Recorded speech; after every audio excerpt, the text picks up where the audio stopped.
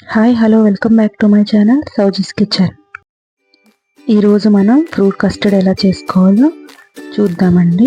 ముందుగా బాండి పెట్టుకొని 1/2 లీటర్ మిల్క్ యాడ్ చేసుకోండి.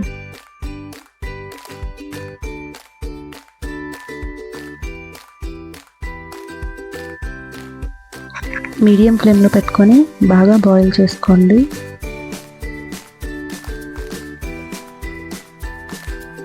ఇప్పుడు కస్టర్డ్ పౌడర్ మిక్స్ చేసుకుందామండి.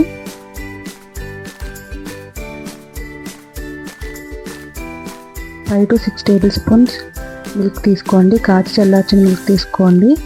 అందులో 2.5 స్పూన్ కస్టర్డ్ పౌడర్ని వేసుకోండి. వెనిలా ఫ్లేవర్ యాడ్ చేసి ఉండలేం లేకుండా బాగా మిక్స్ చేసుకోండి.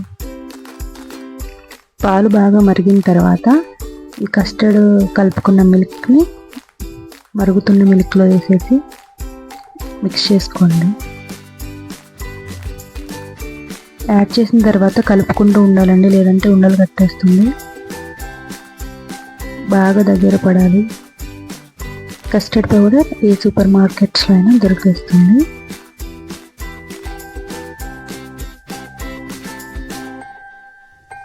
ఇక్కడ చూపిస్తున్నట్టు థిక్ కన్సిస్టెన్సీ రావాలండి.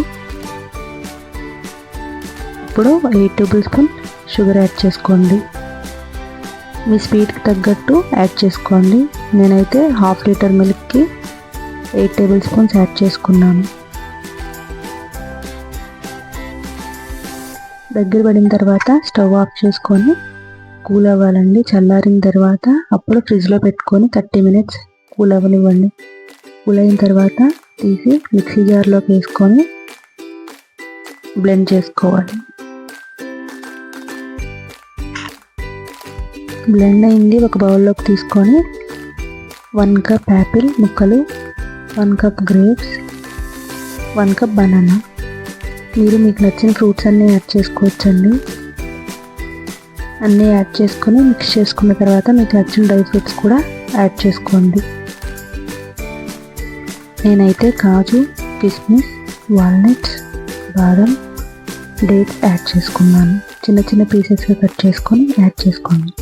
అంతే అండి, ఎంతో సింపుల్గా రెడీ అయిపోయి ఫ్రూట్ కస్టర్డ్ రెడీ. ఎంతో సింపుల్గా చేసుకోవచ్చండి, చాలా డెలిషియస్గా ఉంటుంది. ట్రై చేసి మీకు ఎలా వచ్చిందో కామెంట్ చేయండి. Thanks for the watching. Subscribe to Souji's kitchen.